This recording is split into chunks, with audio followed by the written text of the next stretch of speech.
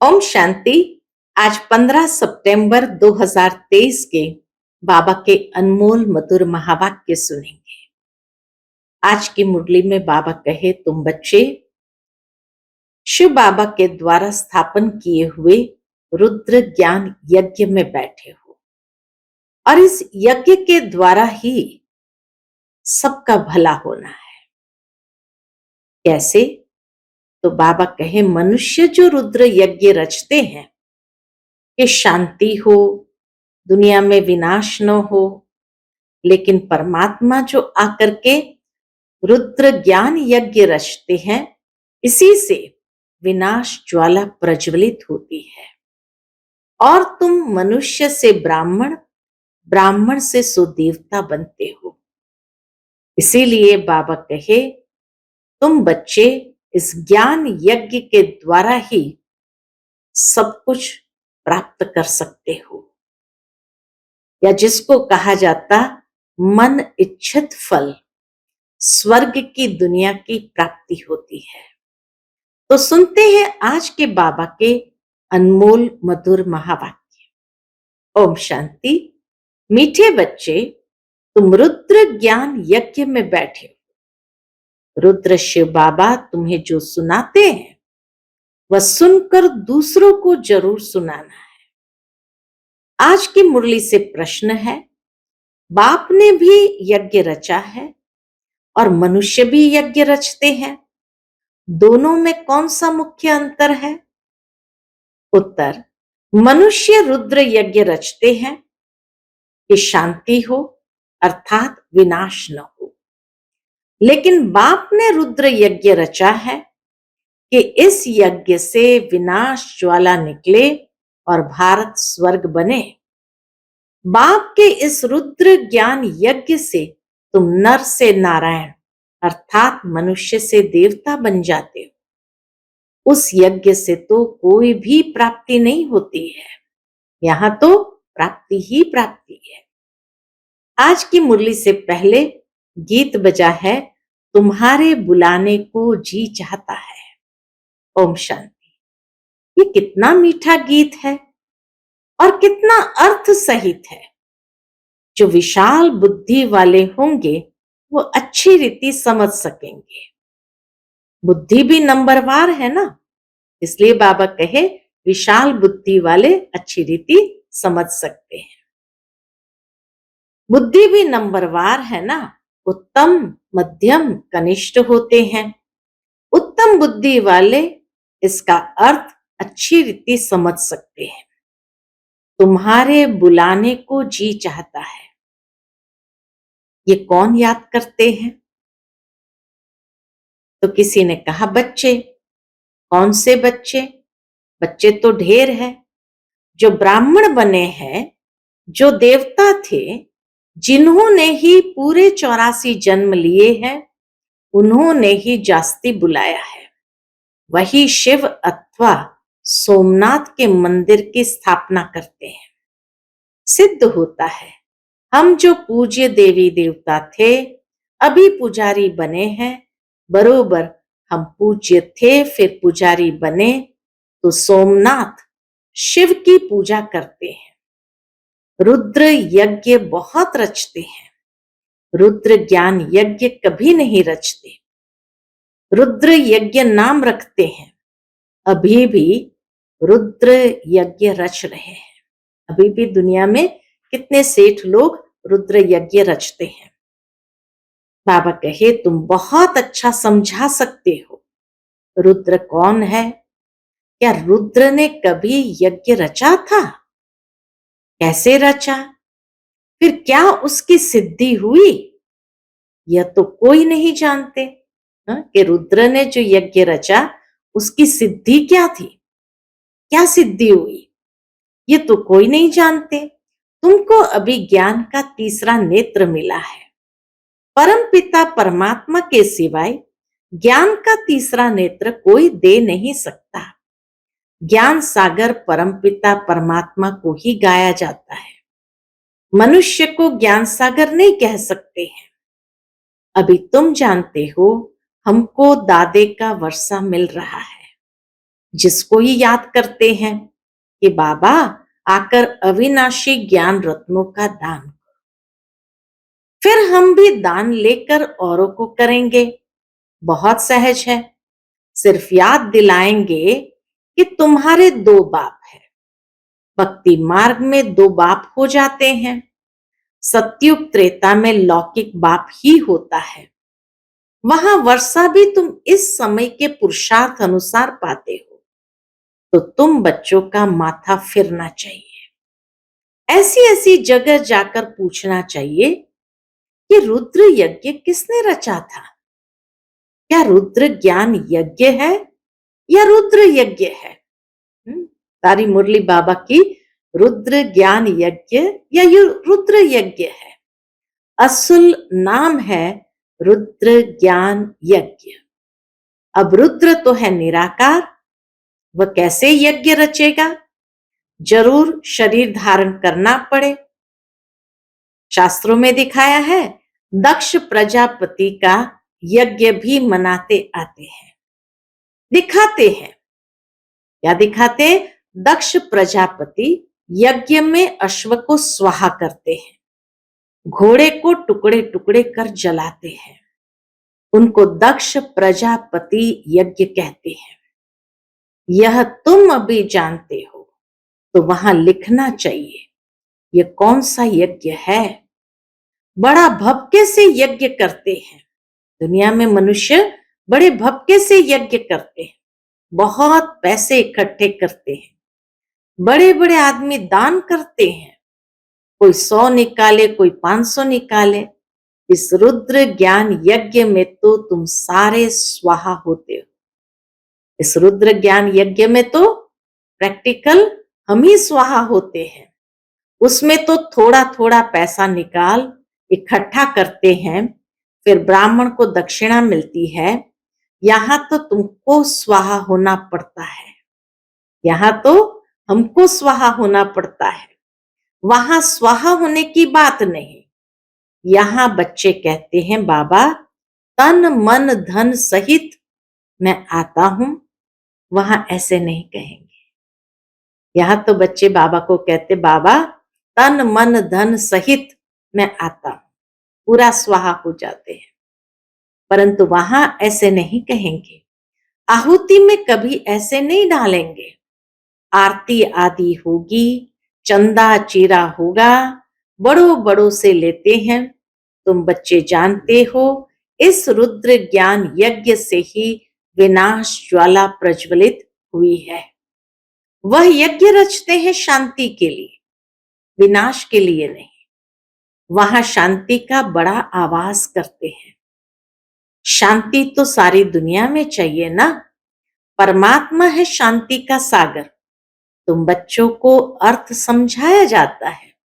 अखबार पढ़ते हो तो ख्याल चलना चाहिए कैसे हम सबको समझाएं। बाप जानते हैं कैसे बीके दुकान संभाल रहे हैं। बाबा की बड़ी दुकान संभाल रहे हैं। सेठ का कौन सा दुकान अच्छा चलता है, ये भी बाबा जानते हैं कि बड़े सेठ का कौन सा दुकान अच्छा चलता है, कौन सा मैनेजर अच्छा है। वह तो गुड़ जाने, गुड़ की गोथरी जाने। ये ब्रह्मा है गोथरी, शिव बाबा की गोथरी। ये बड़ी रमणीक बातें हैं। तो रुद्र ज्ञान यज्ञ के लिए तो लिखा हुआ है, इससे विनाश ज्वाला निकली। वह यज्ञ करते हैं शांति के लिए। यह है सच्चा सच्चा यज्ञ। उन ब्राह्मणों के तो अनेक सेठ होते हैं। यह तुम ब्राह्मणों का एक ही सेठ है, बड़ा सेठ। बाप है रुद्र।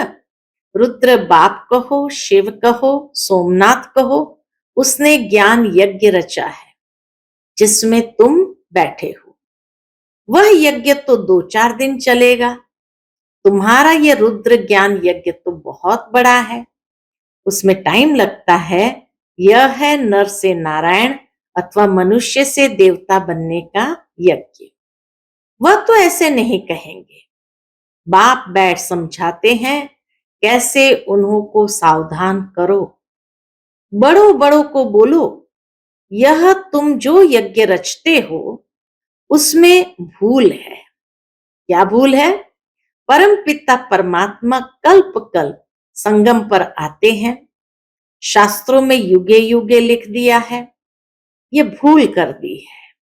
वैसे ही रुद्र यज्ञ रचते हैं, वास्तव में रुद्र ज्ञान यज्ञ है। शिव का नाम है रुद्र, उसने ही ज्ञान यज्ञ रचा है। जैसे इब्राहिम ने अपना इस्लाम धर्म स्थापन किया, बुद्ध ने बौद्ध धर्म स्थापन किया, वैसे रुद्र का है ज्ञान यज्ञ, जिससे विनाश ज्वाला प्रज्वलित होगी। तो गोया वो लोग शांति के लिए यज्ञ रचते हैं, अर्थात विनाश नहीं चाहते। स्वर्ग की स्थापना के लिए नरक का विनाश हो तो अच्छा ही है ना। भारत है अविनाशी खंड, जरूर भारत के मनुष्य संप्रदाय बहुत ज्यादा होने चाहिए। आदि सनातन देवी देवता धर्म था, उनको सारा कल्प हुआ। शास्त्र में 33 करोड़ लिख दिए हैं, परंतु यह तो समझाना चाहिए। जरूर और धर्म वालों से देवता धर्म की आदमशुमारी जास्ती होगी, लेकिन वह कन्वर्ट हो गए हैं। तो कैसे निकले? बौद्धी, क्रिश्चियन, मुसलमान आदि जाकर ढेर बने। देवी देवता धर्म वाले और धर्म में कन्वर्ट हो गए, तो बौद्धी, क्रिश्चियन, मुसलमान आदि जाकर ढेर बने हैं, इसलिए थोड़ी संख्या हो जाती है। यह भी ड्रामा, इसमें समझने की बड़ी विशाल बुद्धि चाहिए। जब तक बुद्धि में ज्ञान नहीं बैठा है तो सिर्फ अर्पणमय होने से क्या फायदा?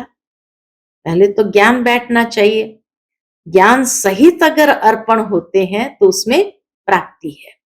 अर्पणमय तो ढेर बनते हैं, परंतु जो अच्छी रीति धारणा कर और कराते हैं, प्रजा बनाते हैं, वही अच्छा पद पा सकते हैं। तो यह गीत एक्यूरेट है। कौन सा गीत था आज की मुरली में? तुम्हारे बुलाने पर जी चाहता है, तुमको बुलाने का जी चाहता है। सबसे पहले 84 जन्म किसने लिए होंगे? जो पहले पहले थे वह थे ही देवी देवताएं, सो भी भारत में थे। अभी तो कोई कहां कन्वर्ट हो गए हैं, कई तो भारत से बाहर चले गए हैं। नहीं तो वास्तव में भारत जैसा बड़े ते बड़ा तीर्थ और कोई है नहीं। और सभी धर्म स्थापक जो है, उन्हों को भी पावन बनाने के लिए भगवान को भारत में आना पड़ता है, क्योंकि सब पतित है। सबको पावन बनाने वाला एक है, ये तुम जानते हो। तुम्हारे में भी नंबरवार यथार्थ रीति जान सकते हैं। बाबा कहे तुम्हारे में भी नंबरवार यथार्थ रीति जान सकते हैं। तुम कहेंगे हम रुद्र ज्ञान यज्ञ में बैठे हैं। ऐसा कोई यज्ञ होता है क्या? पूछते बाबा, ऐसा कोई यज्ञ होता है क्या जिसमें इतना समय बैठे हो? क्या बैठ करते हो? पूछते बाबा, क्या बैठ करते हो? रुद्र जो ज्ञान सुनाते हैं वह सुनते ही रहते हो। जहां तक रुद्र बाबा इस शरीर में है, सुनाते ही रहेंगे। प्रजापिता ब्रह्मा भी तो जरूर यहां होगा ना।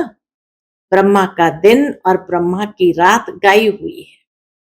सूक्ष्म वतनवासी ब्रह्मा का थोड़ी दिन और रात बनाएंगे, वह तो सूक्ष्म वतनवासी देवता है।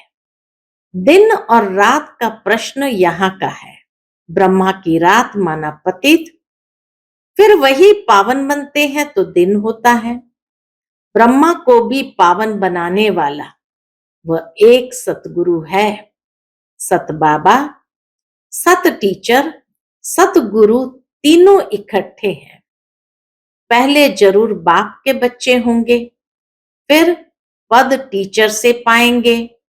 नंबरवार है ना, यह भी बुद्धि में रहे तो कितनी खुशी रहे। तुम पहले बेहद के बाप के थे ना, यहाँ आए हो पाठ बजाने। भक्ति मार्ग में बेहद के बाप को याद करते आए हो, क्योंकि वह है स्वर्ग का रचयिता। जरूर स्वर्ग की राजाई देने वाला होगा, ये समझाना तो बड़ा सहज है। सेंसिबल ही समझ सकेंगे, सेंसिबल ही समझ सकेंगे। वास्तव में सेंसिबल कौन है? बाबा कहे, वास्तव में सेंसिबल तुम ब्राह्मण हो। तुम्हारे में भी जो अक्लमंद है, उनमें भी नंबरवार है, समझदार में भी नंबरवार है। दुनिया के अक्लमंद भी नंबरवार है ना। यहां भी जो सेंसिबल बनते जाएंगे वह जरूर अच्छा नंबर पाएंगे। हर एक अपने दिल से पूछे, हम कहां तक सेंसिबल बना हूं? हर एक अपने आप से पूछे, हम कहां तक सेंसिबल बना हूं? जैसे बाबा मुरली चलाते हैं, वैसे वहां भी तुम्हारी मुरली चल सकती है। तुम उन्हें समझाओ कि रुद्र यज्ञ और रुद्र ज्ञान यज्ञ में रात दिन का फर्क है। रुद्र ज्ञान यज्ञ रचा तो उससे विनाश ज्वाला निकली, भारत स्वर्ग बना। और यह फिर यज्ञ रचते हैं, विनाश न हो, अर्थात स्वर्ग स्थापन न हो। विनाश न हो माना स्वर्ग स्थापन न हो, यह तो उल्टी बात हो गई।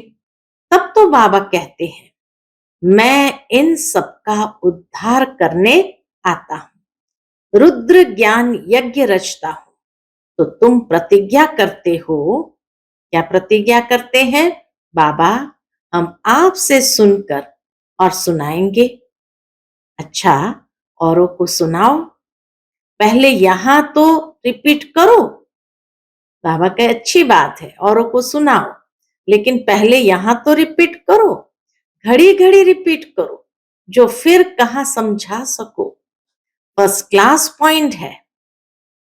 कौन सी पॉइंट? रुद्र ज्ञान यज्ञ और रुद्र यज्ञ फर्स्ट क्लास पॉइंट है। उस यज्ञ में तो जौ तिल आदि डालते हैं, मेरे रुद्र ज्ञान यज्ञ में तो सारी पुरानी दुनिया की सामग्री स्वाहा हुई थी। परंतु ये सब बातें कोई की बुद्धि में अच्छी रीति धारण नहीं होती, बाप को याद नहीं करते हैं, तो बुद्धि का ताला ही नहीं खुलता है। बाबा कहते हैं, हम भी क्या करें? इस समय सबकी बुद्धि पतित है, उनको पावन बनाता हूं। जो मेरे को याद नहीं करते, उनमें धारणा नहीं हो सकती। बुद्धि का ताला कैसे खुले? याद से ही खुलेगा। मोस्ट बिलवेड बाप है, उनकी बड़ी महिमा करते हैं। शिव बाबा की कितनी महिमा है, शिव की पूजा भी होती है, तो जरूर आता होगा ना। पूजा करते हैं तो जरूर बाबा के आता होगा ना। बिगर ऑर्गन्स क्या आकर करेगा? शिव बाबा को निराकार रूप में दिखाया, तो बिगर ऑर्गन्स वो क्या आकर करेंगे? तो अब ब्रह्मा में आया हुआ है, तुम बच्चे बाप दादा के सामने बैठे हुए हो, परंतु देह अभिमान होने कारण इतना लव बाबा के लिए रिगार्ड नहीं रहता, इतना लव और रिगार्ड नहीं रहता। क्यों? क्योंकि बाबा कहे देह अभिमान है, डायरेक्शन पर मुश्किल चलते हैं। देह अभिमान के कारण ही डायरेक्शन पर भी मुश्किल चलते हैं, अहंकार में आ जाते हैं। बाप कहते मैं निरहंकारी हूं, तुमको इतना अहंकार क्यों आता है? बस समझते हैं मैं ही होशियार हूं, इतना देह अभिमान आ जाता है। बाबा हर एक की अवस्था को कितना अच्छे से समझते हैं। अब कोई का पति मर जाता है तो उसकी देह खत्म हो गई, बाकी आत्मा निकल गई, फिर ब्राह्मण में आत्मा को बुलाते हैं, देह को तो नहीं बुलाते। भावना रखते हैं तो भावना का भाड़ा मिलता है। पति को याद करते रहे तो पति का साक्षात्कार कर लेंगे। बाबा साक्षात्कार तो कराते हैं ना। ऐसे बहुतों का प्यार होता है। आएगी तो आत्मा ना। कोई का स्त्री में प्यार है तो भावना का भाड़ा मिल जाता है। स्त्री को देख लेते हैं चीज ले आते हैं, खुद उनको पहनाते हैं। ऐसे बहुत कुछ होता आया है। आगे बहुत विधि से खिलाते थे। जैसे गणेश को अथवा नानक आदि को याद करते हैं तो साक्षात्कार हो जाता है। ऐसे बहुतों को हो सकता है, परंतु वह चाबी एक ही बाप के हाथ में है। साक्षात्कार कराने की चाबी सिर्फ एक बाप के हाथ में है, सबके हाथ में नहीं दे सकता है बाबा। बाप कहते हैं कि साक्षात्कार की बातें भी ड्रामा में नूंदी हुई है। साक्षात्कार कराया, ड्रामा चला, ठहरता नहीं है। ड्रामा को भी अच्छी रीति जानना होता है। अरे बाबा का तो अच्छी रीति रिगार्ड रखो। बाप में इतना रिगार्ड प्यार रखना बड़ा मुश्किल समझते हैं वो तो निराकार है। कहते हैं यह तो उनका रथ है, इनको हम क्या करेंगे, हम तो निराकार को ही याद करेंगे। अच्छा, निराकार की गोद में जाकर दिखाओ। कई समझते हैं ना, ब्रह्मा बाबा को हम क्यों याद करें, उसको क्यों बीच में लाए, हम तो निराकार को ही याद करेंगे। बाबा कहे अच्छा, फिर निराकार की गोद में जाकर दिखाओ, निराकार साथ खाओ पियो। तुम इसके पास क्यों आते हो, ब्रह्मा बाबा के पास फिर मधुबन में क्यों आते हो? कहते हैं नहीं बाबा, आप इसमें हो, आपको ही इसमें विराजमान समझ चलते हैं। ये बड़ा मुश्किल किसकी बुद्धि में रहता है। ऐसे बहुत है जो गप्पुड़े लगाते हैं। हमारा बाबा में बहुत प्यार है, हम इतने घंटे बाबा को याद करते हैं। बाबा कहते हैं मैं भी पूरा याद नहीं करता हूं। ब्रह्मा बाबा कहते हैं मैं भी जब पूरा याद नहीं करता हूं, मैं तो एक ही सिकिलधा बच्चा हूं, फिर भी मैं पुरुषार्थ बहुत करता हूं। ब्रह्मा बाबा अपना अनुभव सुनाते हैं, कितना पुरुषार्थ करता हूं, सिकिलधा बच्चा हूं, फिर भी भूल जाता हूं। तो तुम कैसे इतने घंटे याद कर लेते हो? अच्छा, मीठे मीठे सिकिलधे बच्चों प्रति माता पिता बाप दादा का याद प्यार और गुड मॉर्निंग। रूहानी बाप की रूहानी बच्चों को नमस्ते। हम सब रूहानी बच्चों की रूहानी माता पिता बाप दादा को याद प्यार, गुड मॉर्निंग और नमस्ते नमस्ते। शुक्रिया बाबा, शुक्रिया। आज की मुरली से धारणा के लिए मुख्य सार है, पहली पॉइंट, अर्पण होने के साथ साथ अपनी बुद्धि को विशाल बनाना है। उच्च पद के लिए अच्छी रीति धारणा करनी और करानी है। दूसरी पॉइंट, बाप समान निरहंकारी बनना है। अहंकार छोड़ बाप से अति लव व रिगार्ड रखना है। अहंकार के कारण ही लव व रिगार्ड नहीं रहता, इसलिए बाबा कहे निरहंकारी बन। देह अभिमान में नहीं आना है। आज का बाप दादा का मधुर वरदान हम बच्चों के प्रति है, मालिक बन, कर्मेंद्रिय से कर्म कराने वाले, कर्म योगी, कर्म बंधन मुक्त भव। मालिक बन, कर्मेंद्रिय से कर्म कराने वाले, कर्म योगी, कर्म बंधन मुक्त भव। ब्राह्मण जीवन कर्म बंधन का जीवन नहीं, ब्राह्मण जीवन है कर्म योगी जीवन। कर्मेंद्रियों के मालिक बन, जो चाहो, जैसे चाहो, जितना समय कर्म करना चाहो, वैसे कर्मेंद्रिय से कराते चलो, तो ब्राह्मण सो फरिश्ता बन जाएंगे, कर्म बंधन समाप्त हो जाएंगे। यह देह सेवा के अर्थ मिली है, यह देह सेवा अर्थ मिली है। कर्म बंधन के हिसाब किताब की जीवन समाप्त हुई। पुरानी देह और देह की दुनिया का संबंध समाप्त हुआ, इसलिए इसे मर जीवा जीवन कहते हैं। आज का स्लोगन है, दिलाराम के साथ का अनुभव करना है तो साक्षीपन की स्थिति में रहो। दिलाराम के साथ का अनुभव करना है तो साक्षीपन की स्थिति में रहो। अच्छा, ओम शांति।